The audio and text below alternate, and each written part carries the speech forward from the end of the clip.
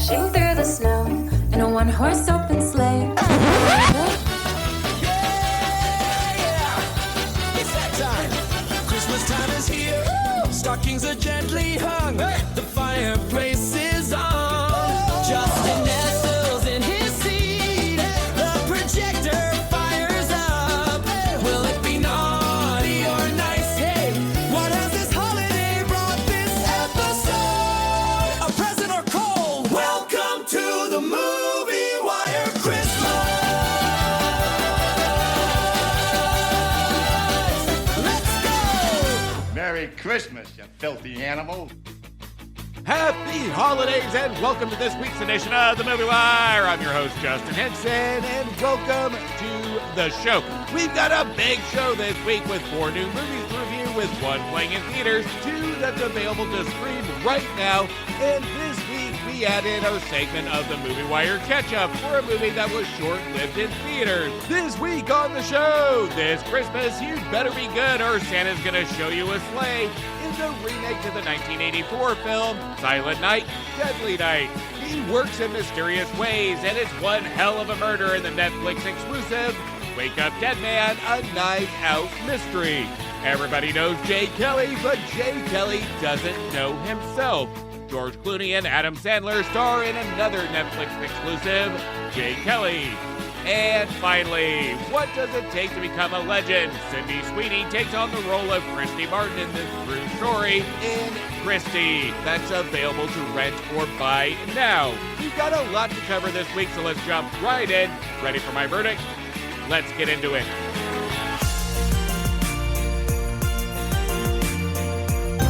A child witnesses his parents' murder by a man in a Santa suit.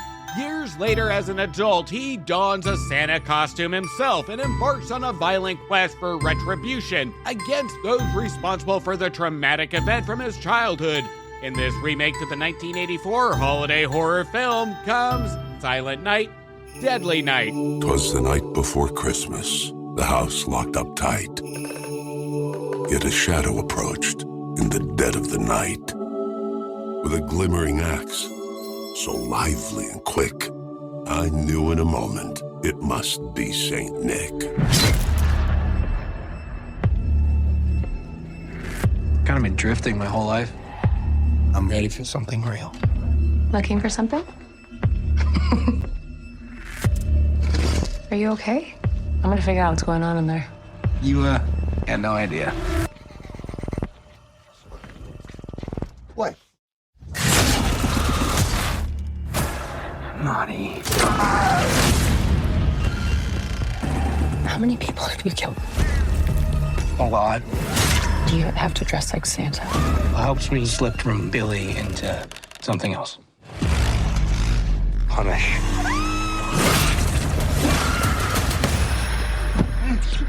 Wait. Keep it on. Are you ready for this?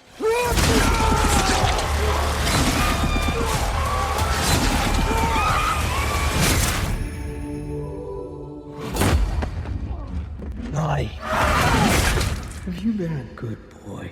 Just in time for the holidays comes a remake of an axe-wielding Santa seeking revenge. I'm sure a lot of us had a Killer Santa remake on our Christmas list this year. This go-around, we follow the same premise as the 1984 film starring Robert Brian Wilson as our Killer Santa impersonator, where Billy's parents are killed by a Santa when he was a child. But in this new version, we get a little bit more, paranormal. We get a cross between the TV show Dexter mixed in with Venom. Because in the first act, we were introduced to Charlie, voiced by Mark Atchison. A spirit, if you want to call it that, is transferred into Billy's body to guide him through not just life, but to help him punish those that are naughty. He teaches Billy not just life skills, including how to land a job, but also how not to get caught from the murders he commits. Now, it would be a clever addition if Atchison didn't try so hard to do his best Venom impression, but I'll get into that in just a second. As Billy, at this point played by Rohan Campbell, who actually reminded me of Michael C. Hall's Dexter throughout the entire film, that almost became a little bit distracting for me to think this could have been almost a Dexter Bloody Christmas special. But I don't know if that's a bad thing, because we do get a subtle but empathetic performance that do have ties to motivation from our character of Dexter that didn't make us hate our main character even with the gruesome murders. Because what our writers Michael Hickey and Paul Kamey, along with our writer-director Mike P. Nelson, does here is give just enough background with our victims, just like in Dexter, to kind of root for our killer, where the moral question is ignored of, does a person deserve to die? And Nelson does this with a grindhouse style of violence to ensure we don't ask ourselves these questions, but rather just go along for the bloody ride.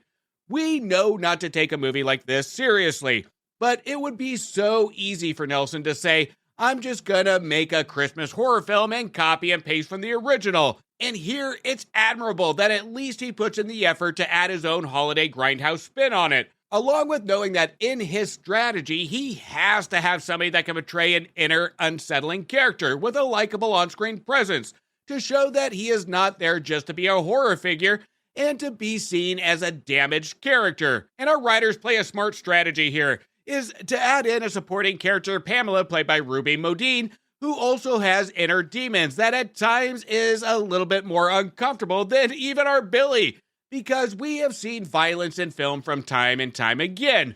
But when it comes to mental uncomfort in societal situations, this is something that is so unpredictable that it becomes overpowering in uncomfortability over vision of violence that most have been prone to in cinema.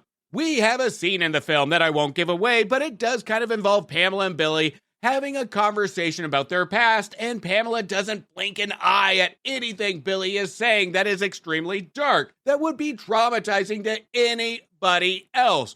But this is the dynamic that these two have, is that they completely understand inner demons. The character direction and vision by Nelson is spot on to build something superior to the original that we don't see often in a remake that takes a premise and builds upon it. This takes the premise and not only gives a vision that feels fresh and new, but also handles it with the utmost care and still gives the audience exactly what they want. And when Silent Night, Deadly Night gets to the midway point, Nelson knows he can't just go from individual kill to romantic chasing and rinse and repeat. He leans into the true ludicrousy of his vision by giving the audience just a break and exactly what they want. Inserts pure crowd-pleasing ridiculousness. And that's a scene involving a Nazi Christmas party, and you can kind of fill in the dots when we have a Santa with an axe punishing the naughty and Nazis decide to throw a Christmas party.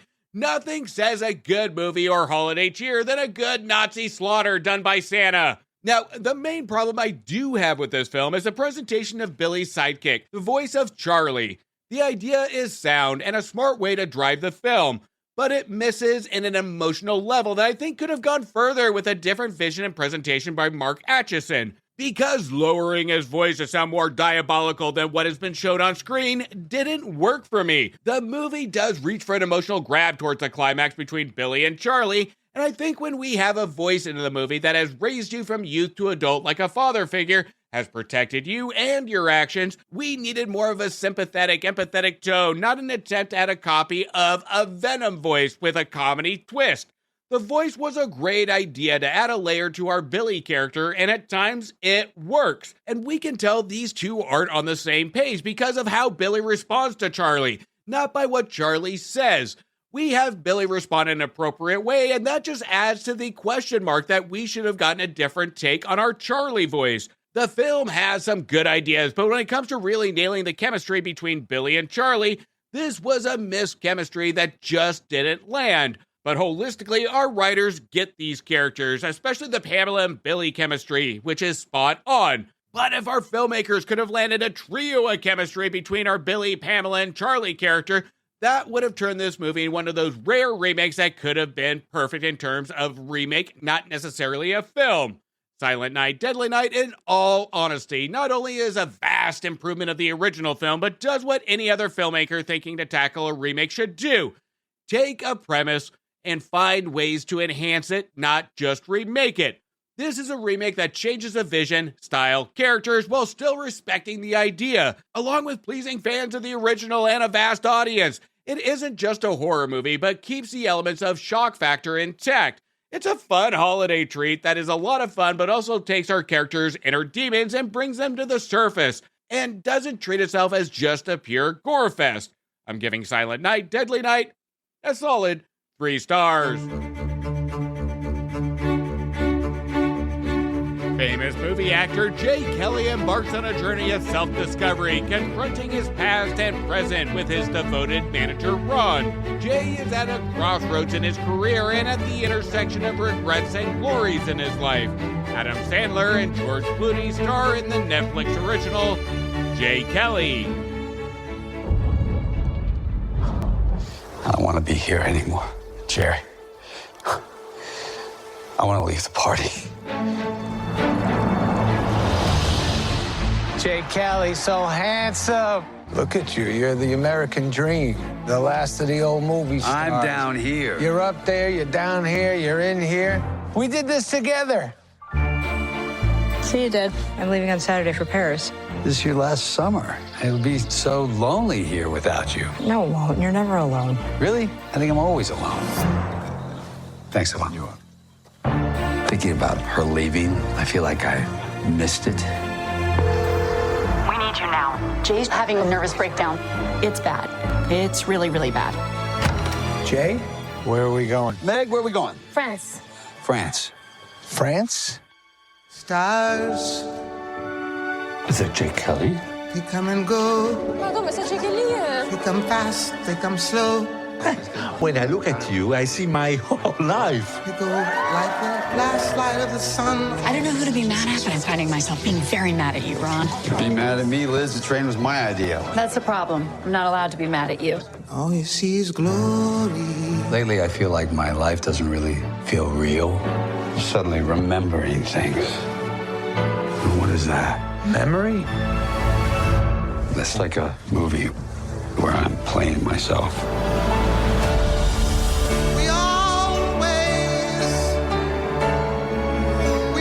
I just want you to come with me to see what I did. It's got to have meant something. What if it didn't? Does none of this mean anything to you? Because it means something to me. I mean, you're Jay Kelly, but I'm Jay Kelly too. That's a crazy thing. Everything you thought you were isn't true. And cut. Can we go again? Really? I'd like another one.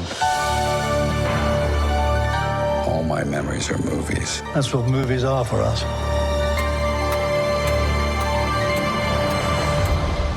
Pieces of time. Pieces of time.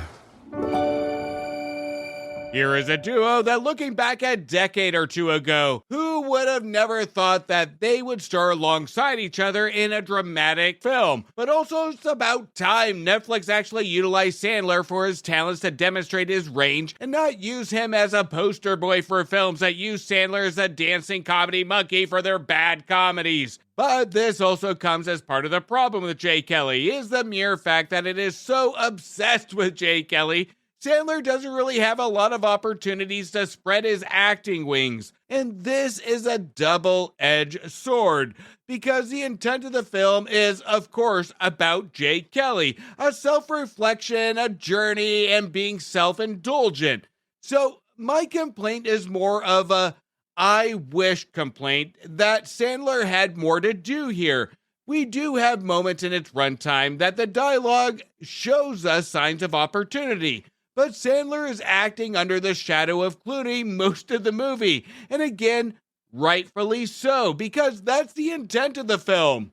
The journey of Jay Kelly, we can see where it's going on a surface level, but where it's truly missing is the presentation of deeper examples, the landing of an emotional impact during the climax. Here, instead of just relying on dialogue to build, the movie needed, dare I say, more situational examples to keep the self-indulgent Jay Kelly intact. We needed more examples of side character sacrifices for the great Jay Kelly. And all of this becomes apparent with Clooney's last delivered line in the film. That is a powerful one, but again, at a surface level that connects the first act to the climax, but the middle just doesn't get there. Jay Kelly was written by a Marriage Story and Barbie writer Noah Baumbach and also directed, and Mary Poppins and Paddington and Peru writer Emily Mortimer, which is an interesting team up because we can see Baumbach's specialty in a focus of societal behavior, but Mortimer's elementary surface level entertainment value. And given our two well-known leads, this is where the movie leans more at a surface-level entertainment point, with thrown-in lines by Baumbach to make a message stick. But with that said, one of Jay Kelly's most notable strengths is its commitment to character over spectacle. The screenplay and our writer-director, Baumbach devotes considerable time with his direction of up-close shots of Clooney to symbolize stardom versus emotion, and by doing this, Clooney delivers a restrained performance that leans heavily on posture, expression, timing, and body language. As Jay Kelly attempts to capture emotion, we see Baumbach use a completely different strategy that we would normally see in film, by bringing the camera out instead of in to capture emotion. And a lot of the times when the camera zooms out, it's with co-stars in the background. Jay is a man accustomed to attention and stardom, and Clooney communicates this through minimalism,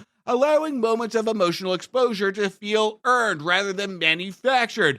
This is a perfect casting choice of having Clooney do this because he's in that time in his career where he can really relate. Clooney leans to this on his on-screen presence and in a way is just playing himself, a star whom later in his career is seeking relevance. And Clooney does a good job with this. I know I complained about the I wish moments when it comes to the duo, but to be clear, these are not bad performances. They are actually quite good. And this is the reason I wanted more. But at the end of the day, Sandler and Clooney understand the assignment, just with lackluster writing that could have taken it to a different level. A film about aging, legacy, and the question of whether personal reinvention is truly possible. The film avoids clear moral judgments, presenting its characters as flawed individuals shaped by compromise rather than villainy or heroism.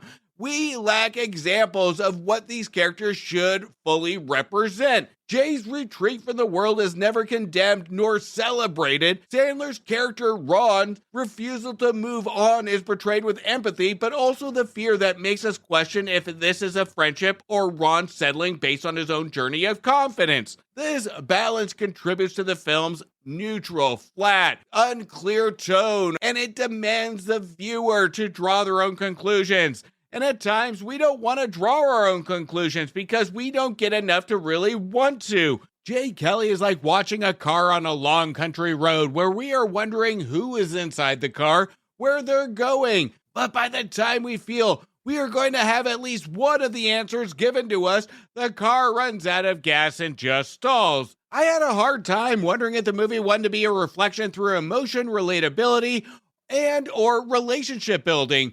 And that is the real miss for me, as I don't feel any one of the three. But we can tell the film really tries hard to want us to feel something, feel anything. And right when the last line is delivered by Clooney, I did feel something for a brief moment. Then I asked myself, why?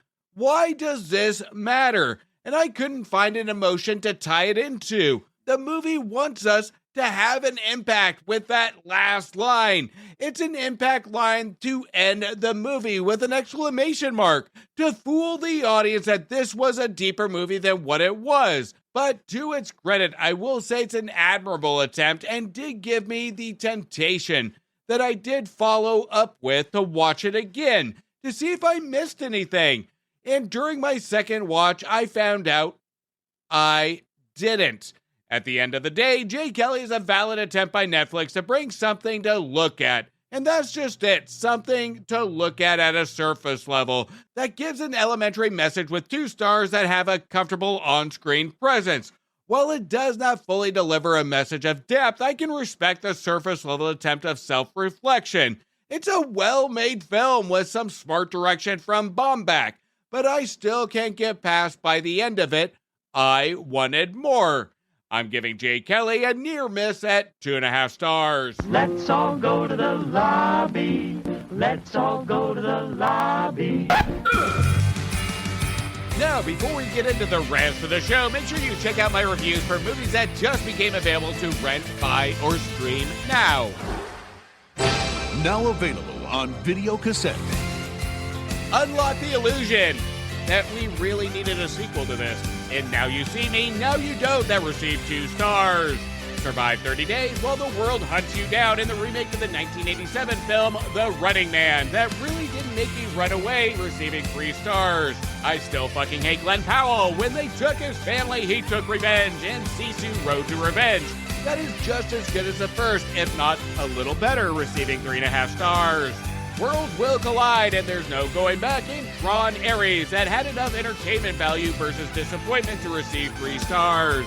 Forgotten but not gone in the tragic true story of Broadway legend Lawrence Hart that will fill a Broadway thirst with fantastic performances, especially from Ethan Hawke in Blue Moon that received 3.5 stars. Risk everything, regret nothing, and regretting you that will make you full of regret spending the time or the money, and studios probably have regret hiring the editor, writer, and director here, receiving 2 stars. There's smarter life out there in the universe, including with our filmmakers that created Begonia, that received 3 stars. Some search for battle, others are born into it in one battle after another, which is a prime example of all filmmaking elements working together in unison to receive 4 stars.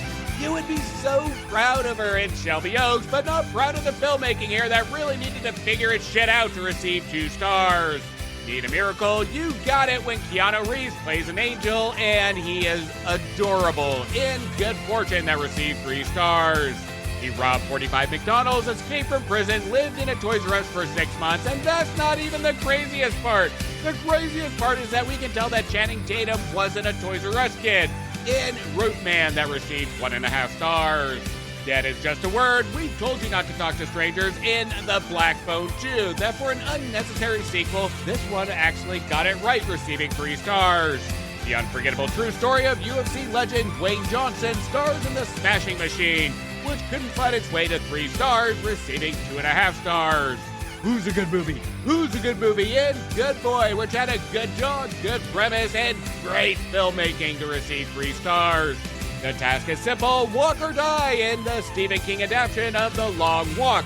That was pretty thrilling for a movie about walking to receive 3 stars. All's fair when love is war in The Roses, which call me a romantic, but nothing makes me appreciate relationships more than watching other relationships fight, receiving 3.5 stars. Who can you trust when everyone is a stranger? You know, my parents told me never to talk to strangers, but they should have told me not to watch strangers to prepare me for the movie that received 0.5 star.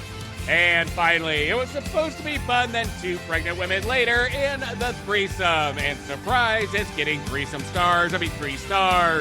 You can check out those reviews of my previous episodes, and while you do, don't forget to hit follow or subscribe, and please don't forget to leave me a review on Apple Podcasts or Spotify. Now, before we get into the last set of reviews, there is a podcast that I absolutely love, and it's with my favorite Wilson family, and that's the Super Familiar with the Wilsons podcast. Make sure you follow and subscribe. The link to that show will be in the description of this episode. But let's hear from the Super Familiar with the Wilsons podcast now. The Super Familiar with the Wilsons podcast. You know that family whose house you hung out in when you were a kid? The house was a little loud and chaotic, but always fun, and sometimes felt more home than home. Well, that's us. We're the Wilsons, and we welcome you into our podcast with silly chat, ridiculous games, and interviews with interesting people. Like a spin doctor. The Super Familiar with the Wilsons podcast. Welcome home.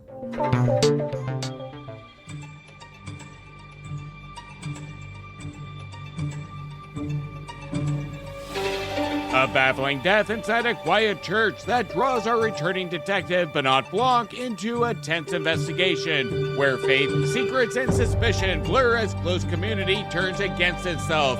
In Wake Up Dead Man, a Knives Out mystery. You're the only one on stage with the Monsignor at the time of his killing. And you're the only one at that church who hated his guts. The spirit really moved him today, huh? So tell me, what the hell happened? Everyone thinks I did it. I didn't do it. This goes way beyond normal police work. This is something even I have not experienced. A perfectly impossible crime. This case is solvable, right? I'm incapable of not solving a crime. Oh, you'll see. It's fun. Wicks had a vast family fortune. If made public, can ruin people. God forbid. It is time to discover what this flock of wicked wolves is hiding. There's some Scooby-Doo shit going on here. Scooby-Doo. With all the pieces on the table, this crime appears impossible. Makes me sick. These kids painting rocket ships all over his sacred resting place.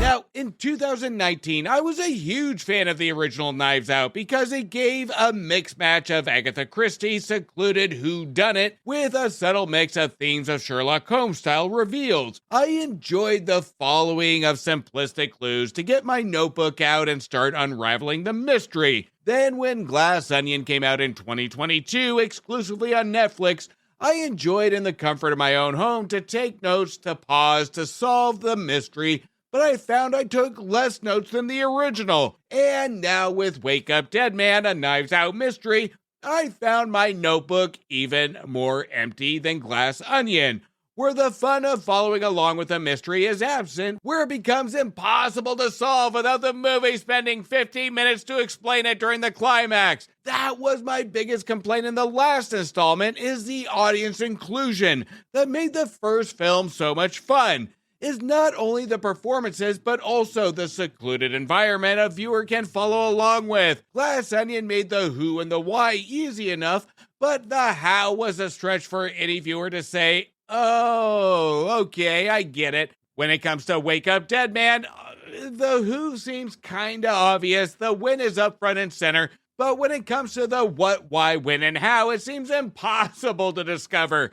And that loses the fun factor and goes for more spectacle. And Wake Up Dead Man is all about spectacle, even to the point it lands a Netflix joke in the middle of the film. Even more so, has so many unlikable characters to the point we want all the characters to be guilty. And in fairness, this may be true in the other two installments, but the performances at least were likable and engaging.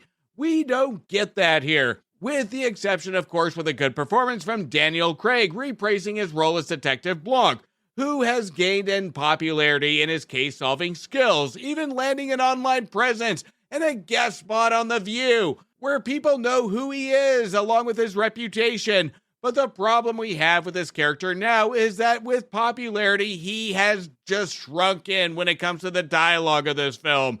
He is there almost as a feel of a supporting role. Now, Blanc here is assigned to solve a case surrounding the murder of Minister Jefferson Wicks, played by Josh Brolin, where everybody in his church clan is a suspect. But we have a new priest that arrives at the church, Judd Duplicency, played by Josh O'Connor, who is the prime suspect due to his past and newly being introduced to the church. Between Blanc and Duplicity, most of the runtime feels like a detective and priest buddy cop movie with leaving the mystery in the back seat, without the added chemistry, contradiction, or even substance of thought between them. This adds to pacing issues that makes the movie feel like it just drags on, especially in the first half of the movie. When we actually get to the meat and potatoes of the stakes, which takes about an hour or so to get going, this is where the movie feels it's actually adding at least something of entertainment value, minus the curiosity of the mystery.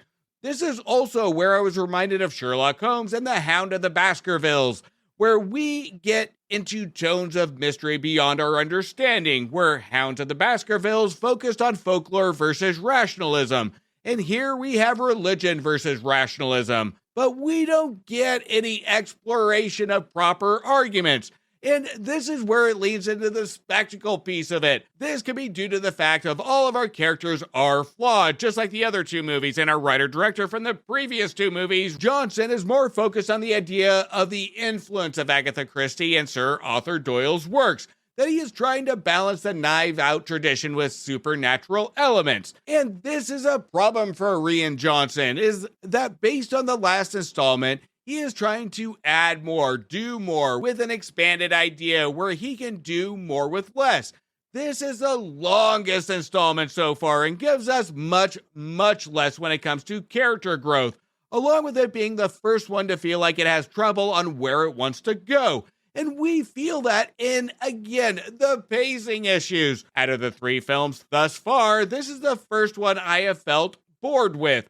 And that's due to the fact we don't get enough mystery to be solved and enough information amongst the characters. Blanc merely just appears on screen when it's convenient to move the story along. And when he does appear, it's merely to support our priest Judd, to innocence with little to no information why. A mystery should be full of curiosity, whether that's character curiosity, plot curiosity, or the intent or motivation from an ensemble of cast.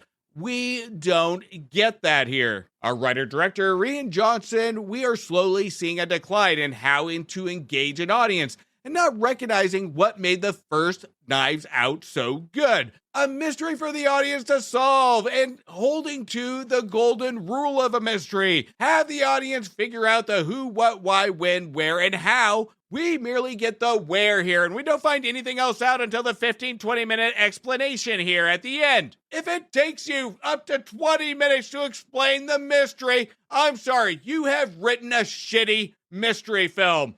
But you know what?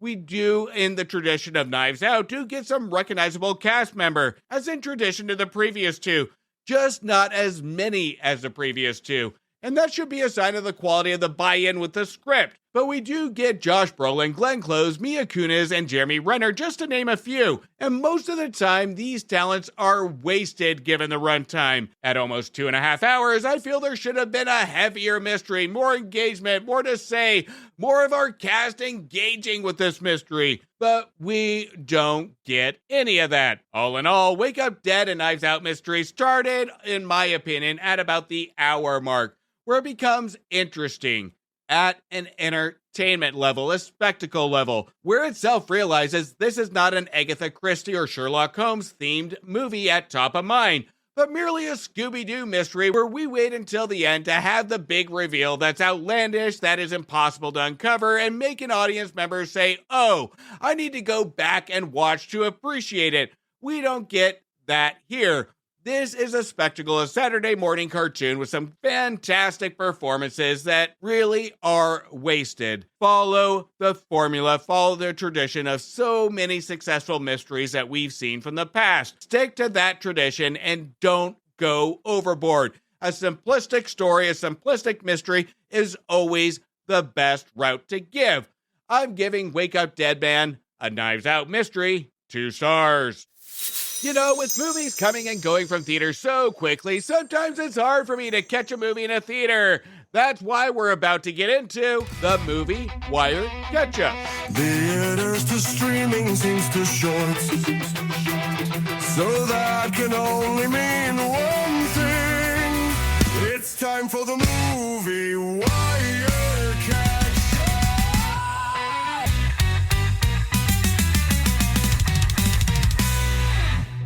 The life and incredible career of Christy Martin, the most successful female boxer of the 1990s. Sydney Sweeny stars in Christy.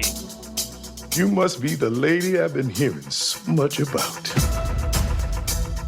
Yes, sir. It's an honor to meet you, Mr. King. Now tell me about yourself. Jesse here says that you fight in all pink. I'm from West Virginia. What's that got to do with pink? Nothing, sir. I'm just telling you about myself. Yeah, pink was my idea. I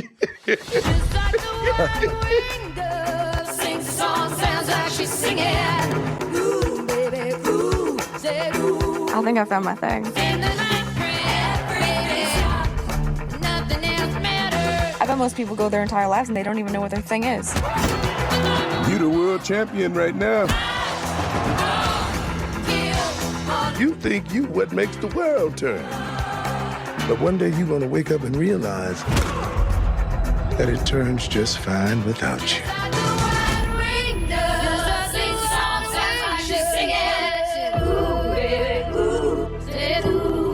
What are you doing sneaking around behind my back? Sneaking around. Hey, Dad. I think I want to come home. Want to lose your trainer, your career, all of it? Honey, you are like family to me. I am worried about you. I've heard some stuff. What stuff? There's no Christy Martin without me. I need help, Mama. He's angry at me all the time. Oh, Christy. You sound crazy. If you leave me, I'll kill you. Do what you have to do. I spent half my life hiding. It's my house. My things. It's my gym.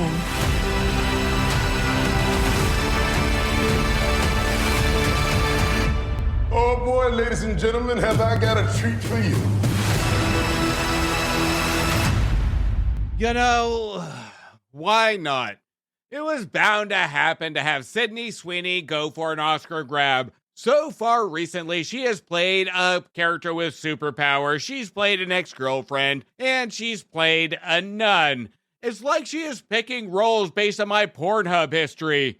I mean, she could just ask me. I mean, just a quick call or just a text, please? Anyway, Sydney Sweeney stars as legendary boxer Christy Martin that just doesn't follow the same tropes as any other sports biopic, but rather just copies and pastes it in a way too long runtime of 2 hours and 15 minutes. And the movie doesn't really give us anything about a character other than highlighted points in her life. The film is full of fight scene after fight scene where we don't learn about who she's fighting or why the fight is important. We see her fight, everybody cheers, we see a crescendo of ego and the rinse and repeat strategy until some ugly bad things happen. Even in hardship, there is no emotion or exploitation. This is yet another slideshow of sports movie biopics that reminded me of a Lifetime true crime film. It gives off a made-for-TV movie vibe, with the exception of some decent performances by almost unrecognizable Sydney Sweeney and even more unrecognizable Ben Foster as Christy's agent turned abusive husband, Jim Martin.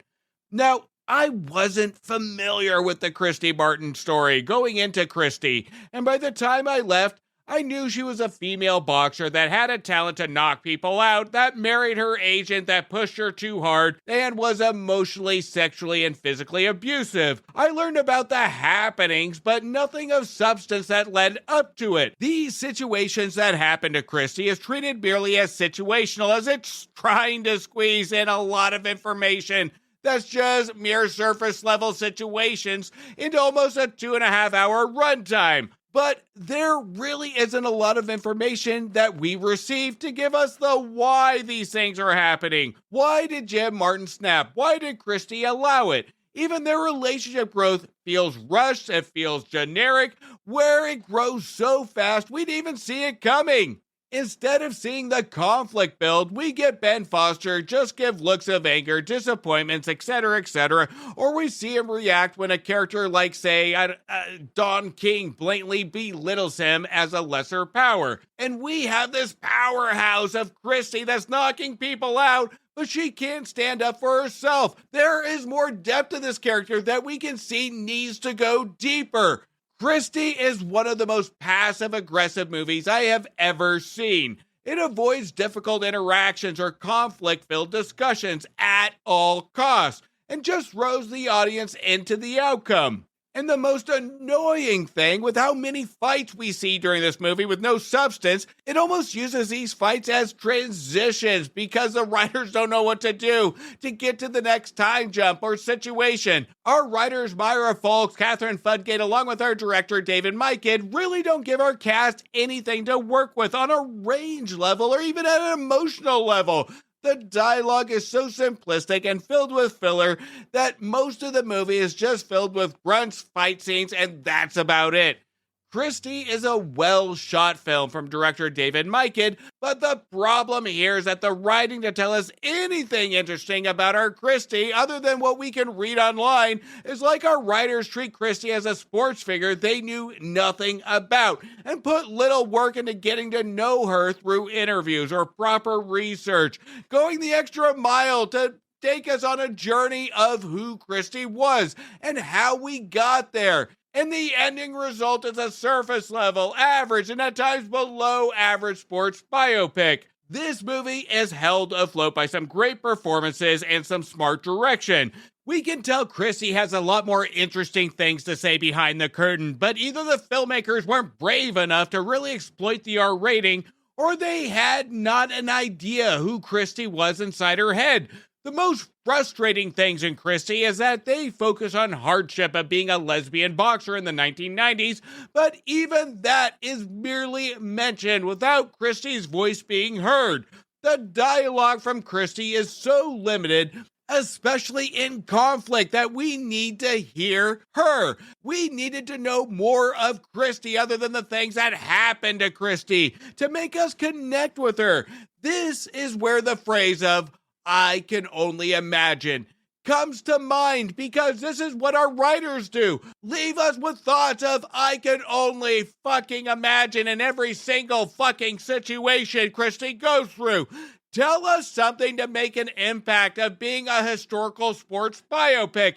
Teach us a lesson. And the film goes for the redemption reach of not giving up during the climax, which we all can appreciate a good redemption climax in a sports film. We expect that. But imagine if the movie actually told us more about Christy below the surface, what she went through emotionally. What of an impact that could have been. Like a lot of sports films, this could have motivated us to do better, have our thought process make us want to do better. This is a film that covers topics with an R rating with the life of Christy Martin and what she went through that could have shocked us from "I can't imagine" to "we need to do better." If you're going to shoot a movie that covers sports history in general, they have a responsibility to make us better in thought. Christy makes us complacent. This is a film that merely makes us feel as we're watching the news, saying, "That's a shame." We need more from a movie like this that covers some heavy topics to really go all in, to make us feel the pain of what our characters are really feeling. This is merely just something you watch on TV where you have somebody behind a desk reading the events. This was a disappointment. I'm giving Christy 2 stars. And you know what? I still have faith that one day, with all her glory, I will give a positive review to a Sydney Sweeny movie other than Anyone But You. But for now, it's not a good trend, Sydney. Try again.